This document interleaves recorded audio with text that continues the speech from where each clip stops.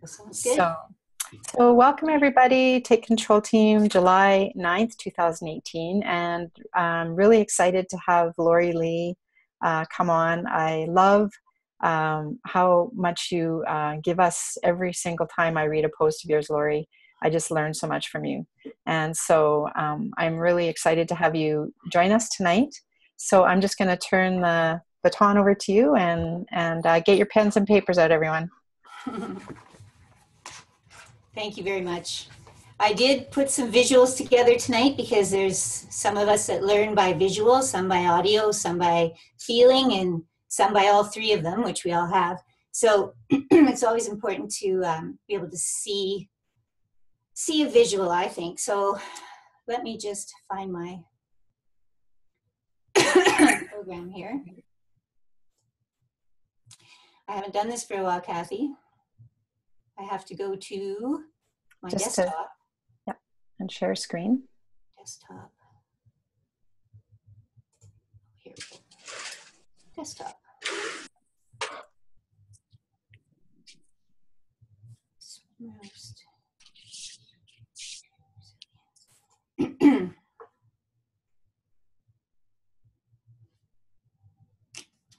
Did I push shared screen? No, not yet. Share screen. SlimROAST Optimum coffee. Okay. Big and slideshow from the beginning. I love this graphic that you found for the post for the it was perfect. So I thought I would use that as well. Now I have a huge screen here. And okay, so I went through some slides of the brain. This is the first time I've actually dove into how the brain works, and I'm finding it quite fascinating. So our brains are basically hardwired to want to perform certain behaviors, which in turn produce a hormone called dopamine. And this hormone has us doing activities that increase the likelihood that we will survive as a species, like eating high caloric foods, drinking water, caring for our loved ones, and ensuring we will pass on our genes, like having sex. So the dopamine receptors in the brain basically ensure our survival as a species so that we continue to do the things that pleasure us, like eating, drinking, having sex. So if you look at this visual, you can see that the yellow pathways are dopamine and the red ones are the serotonin. So the serotonin and the dopamine hormones, they're actual hormones, work together to keep us doing the things that we need to do for survival. So the dopamine works on the reward or motivation reward centers in our brain that induce pleasure. That actually one of the things they do is get us, dopamine plays a big role in starting movement. So the destruction of dopamine neurons in the brain is what produces the symptoms of Parkinson's disease. I thought that was quite fascinating too.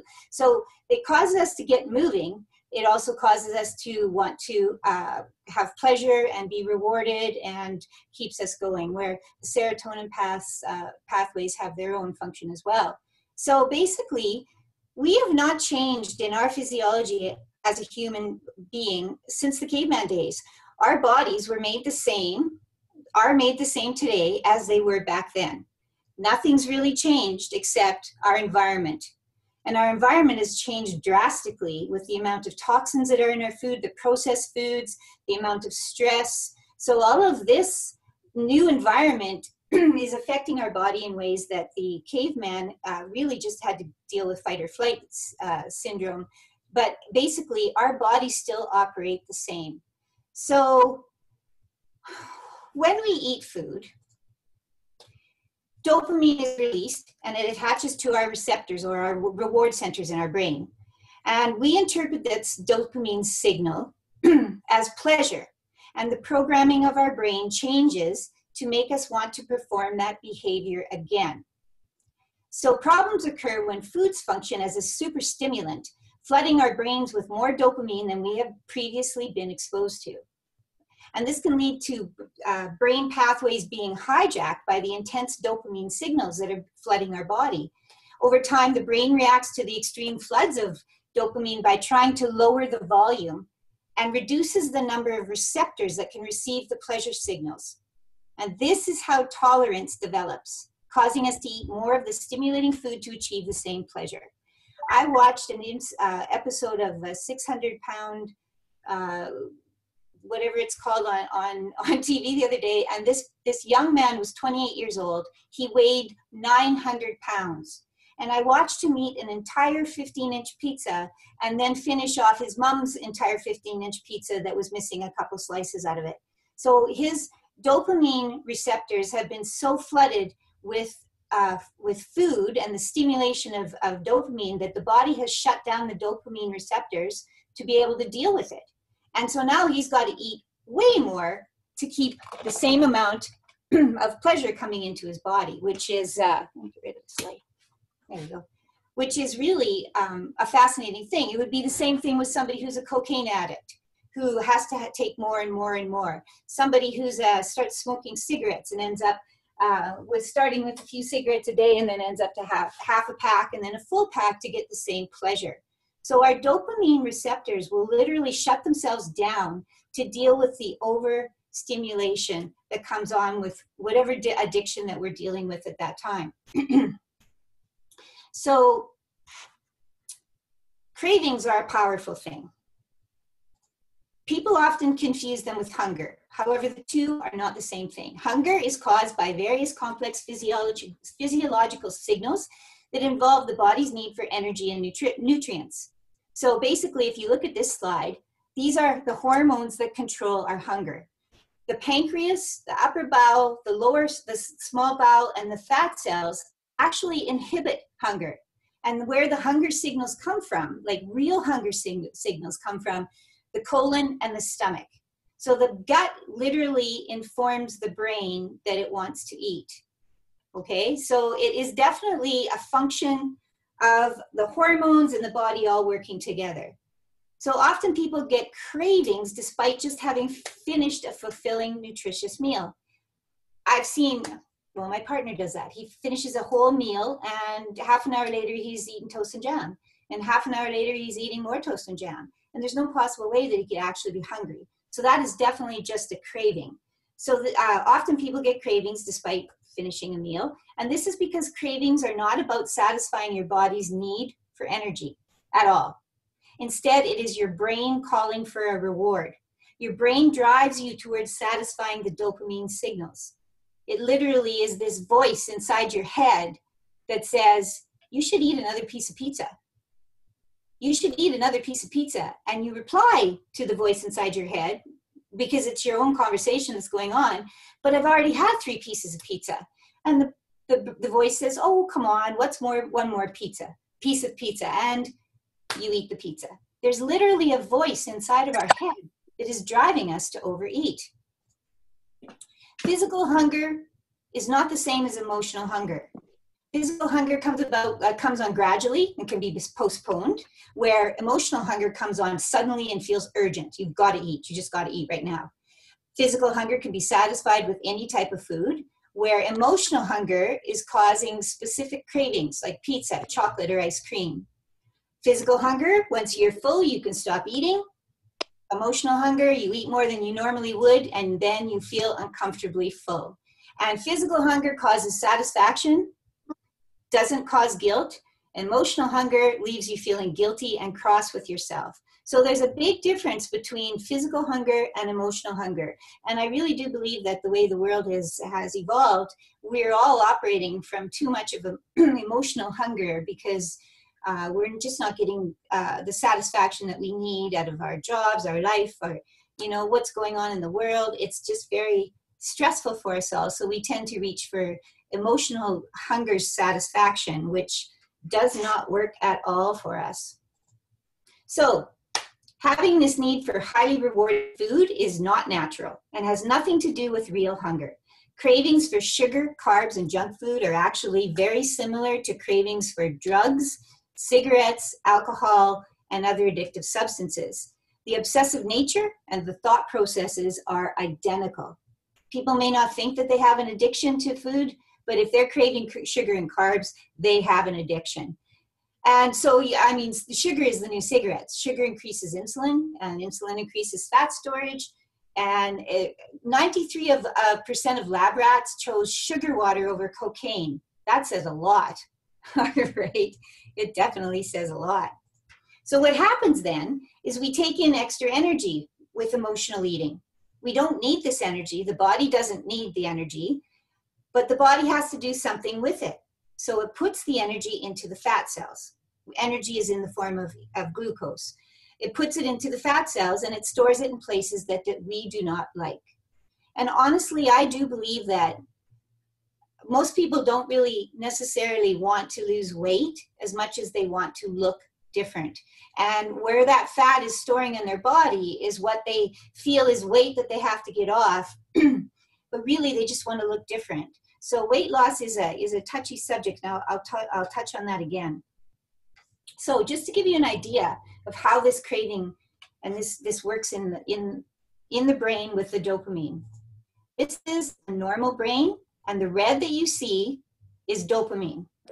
This is an obese person, and they have hardly any dopamine there because they've overstimulated their dopamine receptors and the body has shut them down.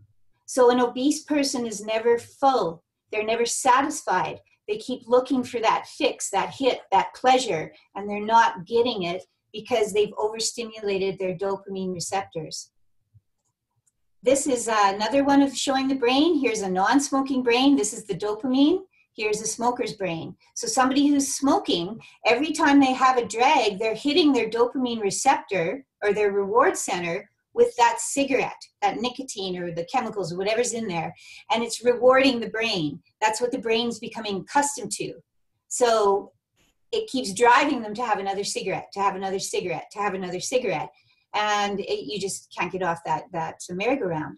Here's a normal brain, and here's an alcoholic brain. So again, you can see that the dopamine has been shut down. Normal brain, obese brain. Normal brain, cocaine brain. Cocaine brain has hardly any dopamine available. So again, a cocaine addict is always chasing that first high. They'll tell you that they're doing it again and again and again to chase that first high that they got when they first did it. And that'll never happen because their body has been shutting down the dopamine receptors. I wanted to show you this to show you the power that addictions have on the brain. Here's somebody who's a normal brain and a depressed brain. So if you've got somebody who's a depressed customer, this will definitely help them, but you have to understand that it's going to take a while to bring that brain back on track. Same thing with cigarettes. If somebody's been a heavy smoker, and again, everybody's individual, but based on how the dopamine receptors work, if you've got somebody who's a heavy smoker, the Optimum coffee might take a little bit longer to work because it's got to start building back up the dopamine receptors as it cuts down the overstimulation from the cigarettes. Same thing with a depressed person. This person's going to, if they're on antidepressants, we've got to work our way through the antidepressant medication to be able to naturally start to stimulate the brain again. So what do? How do we turn off these cravings? We do it by utilizing a class of nutrients and supplements called nootropics. I love that word. I think it's such a cool word. The nootropics improve brain performance and health. And they're basically neurological stimulants. Neurological meaning brain, nerves and nervous system. The nerves and the nervous system run the brain. So that's why it's always using the word neurological, neurons. So neurological stimulants are nootropics. Nootropics are neurological stimulants that act on the brain's reward centers. So they nourish these reward centers, providing satisfaction to the brain, and also providing neurological energy and cognitive function. So you think clearer, you are more focused, and your brain is more alert. So think about that for a second. Instead of carbs and sugar or cigarettes or alcohol or cocaine or whatever the addiction is, going in and hitting those brain receptors, those reward centers in the brain, the nootropics in the nootropics go in and feed the receptors whatever it is that they need, and then the receptor is satisfied. That's really powerful. And the field of nootropics has been around for a while, but when you dive into it, it's amazing, because there's two types of nootropics as far as I can see. There's synthetic and there's natural. Now, synthetic nootropics are literally the smart drugs out there today, which are Ritalin and Adderall. Ritalin is a nootropic. It goes in and it deals with somebody whose brain is not wired properly in the, as far as we can see it, and it settles it down. So that's a synthetic nootropic. You have all natural nootropics that work very well. Some of them do certain things that are not super powerful on their own, but when you start stacking them together, synergistically, they all work together to improve the brain health and performance. And we can literally hack our brains, you guys. This is fascinating, because we can hack our brains to be more efficient. And I think that's incredible.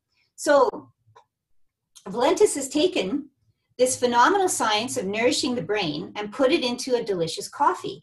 Wow. So SlimROAST Optimum coffee ingredients include a nootropic stack of independently performing supplements, working together to deliver neurological nutrients to all the right places in the brain. These reward centers are also found in the gastrointestinal tract, the spinal cord, and other organs of the body. So these dopamine reward centers are not just exclusive to the brain. They are in the gut, they're in the spine, and other organs. So they're scattered throughout the body. So you basically, your whole body is working more efficiently to crush cravings, metabolize fat to energy, not store it, regulate blood sugars, and improve your mood and focus. And I think that we can all attest to the fact that when we took that first cup of coffee, you could tell immediately that there was almost like there was this invisible wall that came down between you and that food.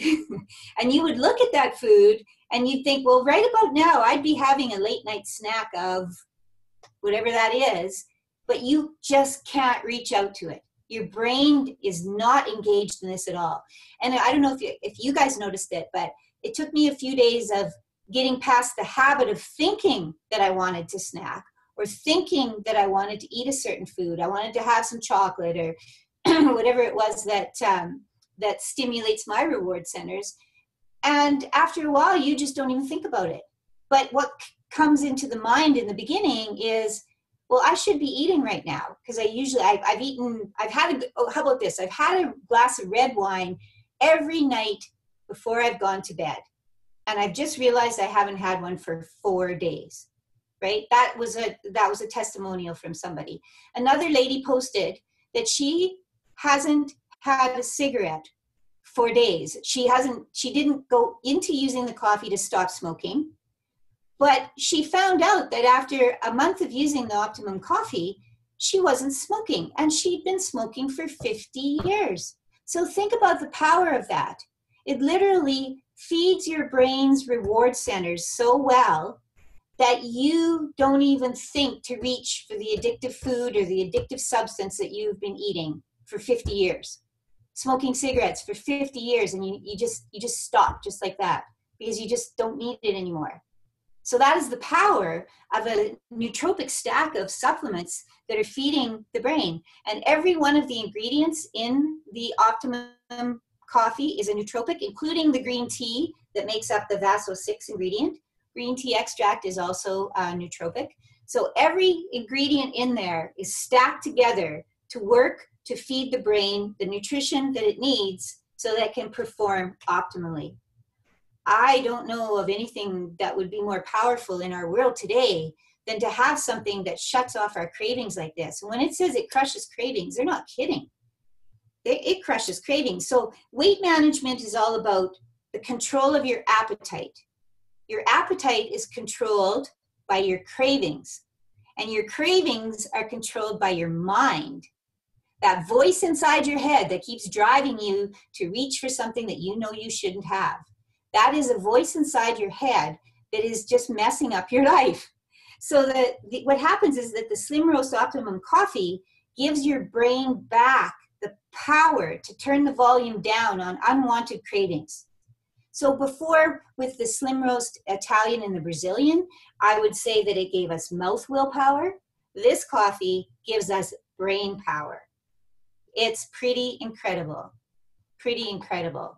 So basically, what happens then is that within days, somebody can shut down their cravings, and within a month, they can shut down their addiction.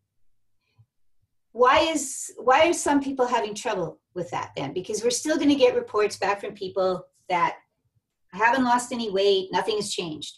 My biggest concern with a weight loss coffee is previously we had weight loss coffee and not everybody lost weight on it. And that was an issue for us. Why weren't some people losing weight? Well, we have to think about this Optimum coffee as well.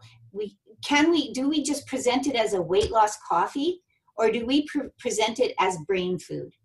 Because the brain food is going to allow you to change your habits enough that you lose weight. There's no doubt about it. You're going to lose weight if you stop doing the addiction that you're doing. Smoking knocks out the oxygen in your body and depletes all the vitamins and minerals. Smoking is a terrible thing for the physical body. But people think that they're okay with it, and they're not. They're slowly killing themselves. So if somebody can get off of smoking, they're going to get their health back, because the body will regenerate itself if you give it the proper nutrition. There's 70 trillion cells in our body. They need two things: nutrition in and toxins out. How are you ever going to be healthy when you're smoking cigarettes and putting toxins in your body? It's not possible, because then you don't eat right too, and you're deprived. So this coffee gives you brain power so that you can change how you make your choices. And what happens is naturally the inches just melt off. I know for myself, I've lost 10 pounds in a month, and just over a month, but I've shrunk 17 inches off of my body. And I'm more excited about that than the number on the scale, because it's come off on my stomach, my waist, my buttocks, my arms, all the places where I don't want it to be. That's why I think we should say, instead of saying that it's a weight loss, it's like we're changing the way we look, because I wasn't happy with the fat that was on my abdomen, and it's changing the way I look. I've almost got a flat stomach now, and I couldn't be happier. Another thing I noticed the coffee does is that it really takes control of candida. And there's one ingredient in there. It's the 2-amino-5-methylheptane ingredient that really works effectively on candida. I've had candida all my life, and for the first time, I actually don't feel it in my gut. I can eat, I never feel bloated. It's a wonderful thing. And that is the coffee doing that as well. So it will clean things up. It starts cleaning things up because the body starts running more efficiently. So we're feeding the brain reward centers nutrition that satisfies the brain, allows it to be more alert, more focused, more energy to the body. It satisfies the gut, which allows the gut-brain connection to work better. Everything just starts firing in your body better. And I think that is really the key with this coffee, is that it's brain power, absolute brain power. So I hope that makes sense for you, because it is a complicated field. Even when you just dive into looking at nootropics, I ended up printing off a whole binder of information as I looked at each ingredient. But the bottom line is every one of them works independently, yet together, to give us the power that Optimum is giving us in that tub. And it's really quite something. Now you pair that with the Max Spray, and you've got a win-win situation. I can touch briefly on the nitric oxide if you want me to, Kathy. I don't know. Oh, we haven't gone too far. Yeah, that'd be great. Thanks. Okay. So the Vaso-6 ingredient, again, is something that is a very powerful ingredient. So nitric oxide is a molecule that our body produces to help the 70 trillion cells communicate with each other. So it's a very important molecule. It transmits signals throughout the entire body. And the most common way to increase the nitric oxide in your body is through exercise. When you run or lift weights or force your body into an exercise mode, your muscles need more oxygen. So that's supplied by the blood. As the heart pumps with more pressure to supply the muscles with more blood, the lining in your arteries release nitric oxide into the blood, which relaxes and widens the vessel wall, allowing more blood to pass through. So basically, nitric oxide is a molecule that resides in the blood vessel walls. And when you force it to, the muscles to need more oxygen, it allows the nitric oxide to be released, softens the walls, allows the walls to spread further so that more blood can pass through. So when plaque builds up in your arteries, it's called atherosclerosis, you reduce your capacity to produce nitric oxide, which is why physicians prescribe nitroglycerin for heart and stroke patients. Nitroglycerin goes in and it replaces the nitric oxide that's now can't work because the walls of your arteries are built up with plaque, and that's how the nitric oxide comes out. So when the walls of your arteries start to build up with plaque and harden, your body can no longer release enough nitric oxide. So nitroglycerin goes in there and replaces the nitric oxide that your body should be making. That's not really a good solution. It's kind of a Band-Aid, but it works. Viagra and other impotence medications work due to their action on the nitric oxide pathway. So Viagra goes in and stimulates the release of nitric oxide, which softens up the blood vessel walls and allows more blood to flow for a better erection. As Kent said in Saskatoon, more prick in your prick. I thought that was quite funny. But think about this, you guys. There's a huge, huge problem with erectile dysfunction in the world. Huge problem. So basically, the Vaso-6 in the coffee is allowing more blood to flow to all parts of your body for better performance. And that's really something else, because there's 70 trillion cells that make up your tissues and your organs, and they need the blood to flow to be fed. If they don't get enough blood, they don't get enough nutrition, they don't duplicate properly. So basically, junk in, junk cells. So you're basically creating a situation where cancer can thrive. So with nitric oxide deficiencies due to aging, inactivity, smoking, high cholesterol, fatty acids, and lack of healthy foods, which is pretty much our normal living, increasing your nitric oxide levels can help you increase your energy, your vitality, and your overall wellness. Increasing nitric oxide has become the new secret weapon for athletes and bodybuilders. And when I was researching nitric oxide, there was a lot of activity on that. And that's where that video came out. If anybody saw the YouTube, it was at a bodybuilding convention with protein and energy drinks, and they're using the Vaso-6 in their products so that bodybuilders can get more blood flowing to their muscles. So the patented Vaso-6 increases nitric oxide production and blood flow. Now you pair that with Max, which is pushing out all of the red blood cells to be separate instead of stacked. So now your red blood cells are separate, and they attract nutrients and oxygen to their surface and flow through the blood to feed the trillions of cells there. You've got better blood flow to take the red blood cells through. So to me, the Vaso-6 just basically supercharges the blood even more when you're using the Max spray. So that coffee is improving our brain performance and health and improving our blood flow throughout our body. And we know that life is in the blood. So the blood is going to flow better and carry the nootropics all throughout the body as well. It's just a win-win situation as far as I can see. I hope that helps. That's my blurb on. So I have one question for you, Laurie, because when we started, your journey and our journey was pretty close to the same. And we are promoting the 12 and 24 plan. Now with our Optimum coffee, just with the trim on back order right now, what is your routine that you recommend to your customers? I would recommend doing the Optimum coffee in the morning. I would do a Brazilian or Italian late morning, early afternoon, Max all throughout the day, and an Immune at night. Okay. Yeah. Okay. I actually used to drink an energy every morning. I think most of you know I only have half a thyroid. was cut out 35 years ago. So a lot of brain fog, mental, just weight gain, no energy. So I was drinking an energy every morning, sometimes even most of the time before I even drank my Brazilian coffee. I would mix it with lemon juice and turmeric, and I had this concoction going on. Honestly, since I started drinking the Optimum coffee, I have not had an energy. I have more energy on the Optimum coffee than I did taking the energy.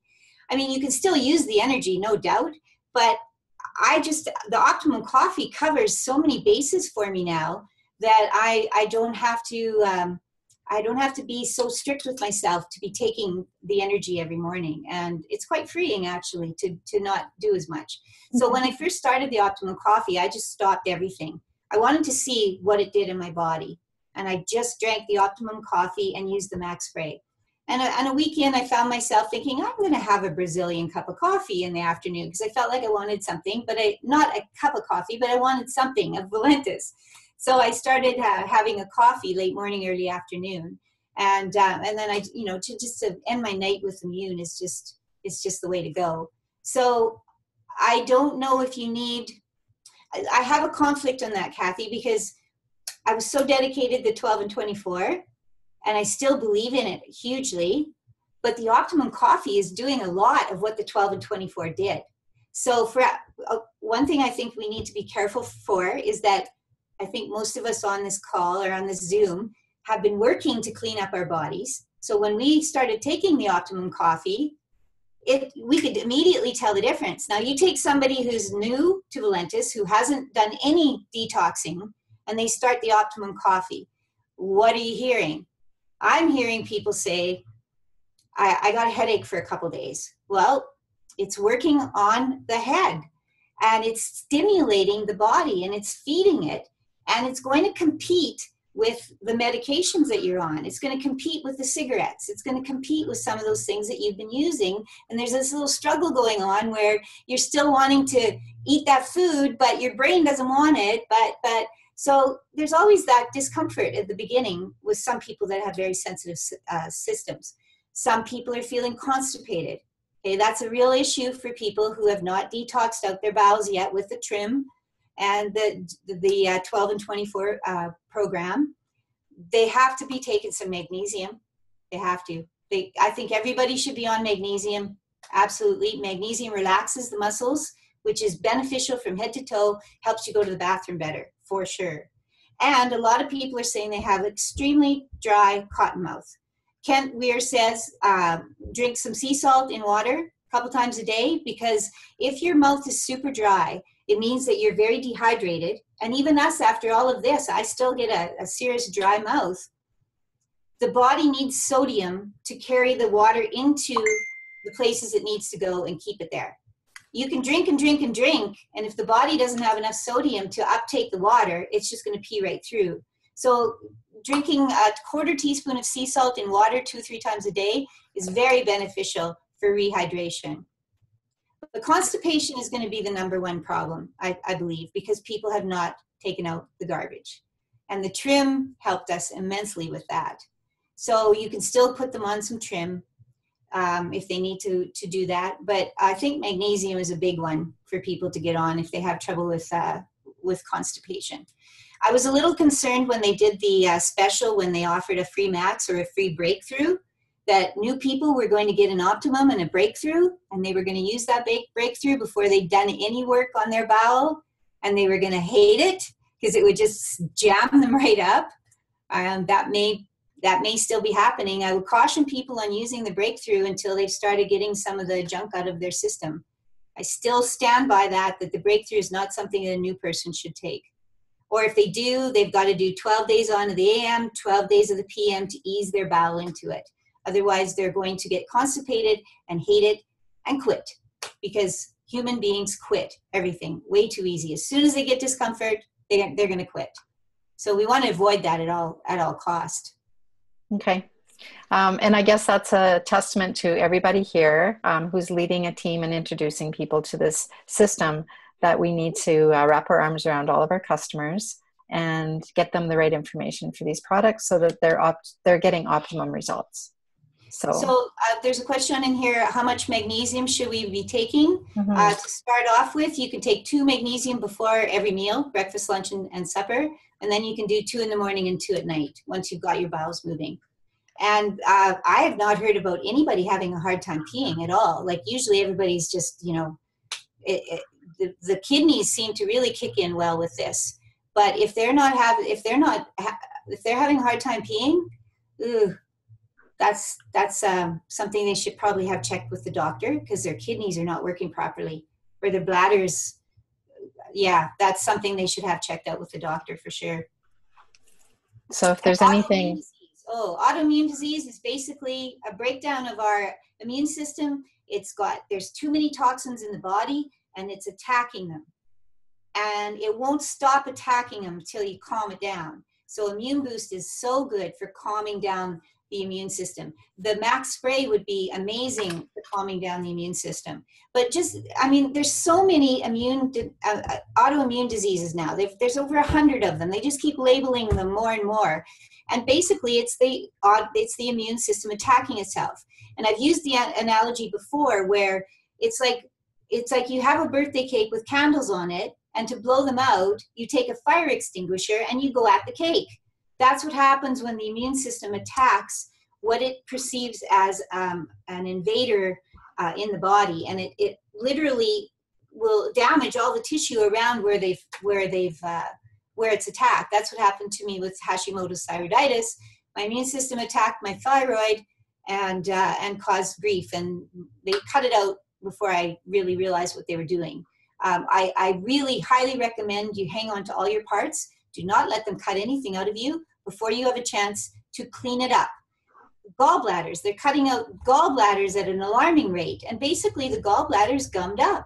It needs to be cleaned up. So you need to detox your body and get it working again, and your gallbladder will be fine.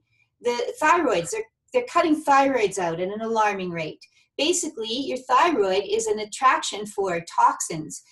Imagine the fluoride. Fluoride is a neurotoxin. Neuro meaning nerve and nervous system. So you're brushing your teeth with a fluoride toothpaste, and it's immediately going into your tissue, into your bloodstream, knocking out your thyroid, taking out your lymph glands, moving into your breast, all through your body.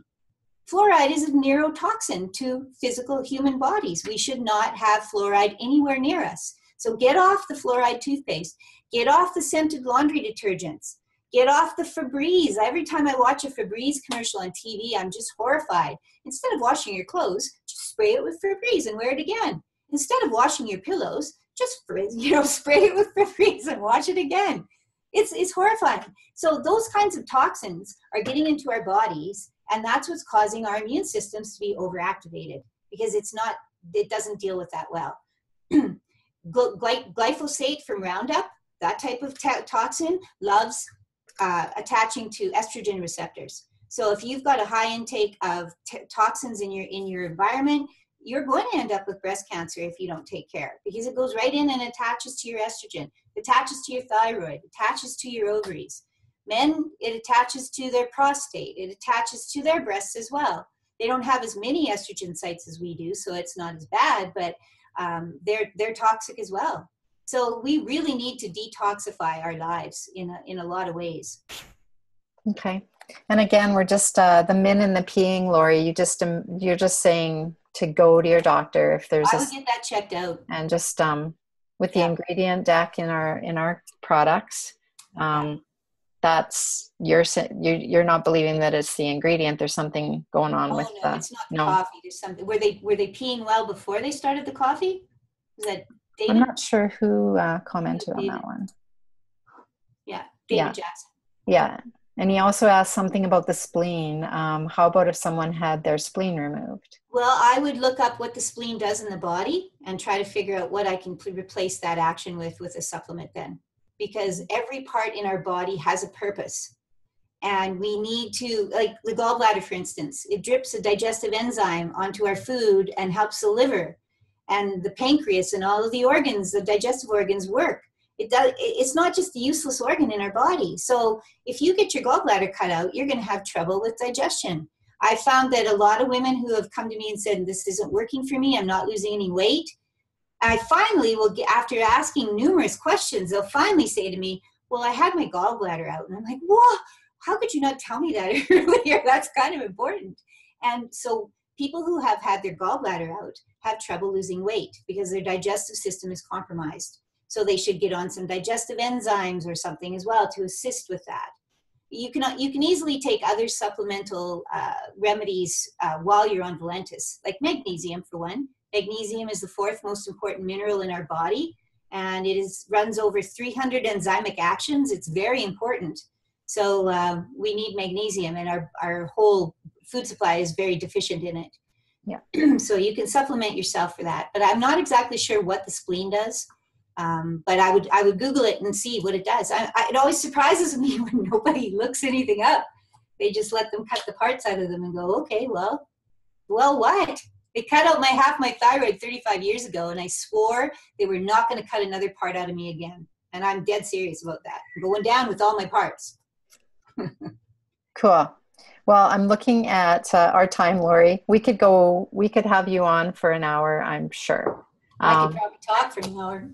So what I'm going to suggest, I know that there's lots of people who have probably some more questions, and I'm going to post this in our Take Control team. And if you haven't got your questions answered here and you want some more, just post below and ask Laurie. I know that you're happy to answer for us. Sure. Any questions? I'm wondering how that information sat with everybody. Did that help give you an idea what this coffee is really doing? Yeah. It's phenomenal to be able to help people get over their addictions, yeah. and get on with their life and stop that behavior. Yeah. No, I think it's great information. I guess one quick question that you can answer for everybody. I had a customer ask me today, what's the difference between the coffee we were drinking and the coffee that people are choosing now with the Optimum? Well, the Brazilian and the Italian suppress our appetite using Garcinia cambogia, and this is a totally different premise. It's feeding our brain. It's not suppressing our appetite per se. I mean, some of the nootropic stack are appetite suppressants, but the biggest feature of this is that it's feeding our brain the nutrients that it needs to balance out the dopamine reward centers. Great. So our other coffees didn't do that at all. Right. No. So we've got the best of both worlds with all of our coffees. Also in the keto creamer, the 5-HTP and the Griffonia seed extract are both nootropics. So they're stacked in there as well. So nootropics is a huge field, and there's a lot of natural, and green tea is a huge one. Not a lot of natural supplements fit into that. So when we're stacking them all together throughout the day, we're getting a lot of benefits. Awesome. So we're not only going to have awesome bodies and liking what we see in the mirror, our brains are going to be really healthy too, you guys. So yeah. Dave Jordan, thank you. Hashtag thanks Dave, because he's just helping us in all areas. So it sure is. Yeah. So, Laurie, I'm so thankful that you come on to our calls, and you're just a wealth of information. So thank you so much. Oh, thanks for having me. Yeah. And I'm just, my brother, Mike, did you have anything you wanted to say before we close the call tonight, Mike? Where is he? No, that's, everything's awesome. We appreciate your wisdom. And I always learn about 3 pages of notes every time you come on. Awesome. All right. Thanks for staying on a little bit extra tonight, everybody, and have an awesome week. We'll talk to you guys again soon. Bye-bye. Good night. Oh,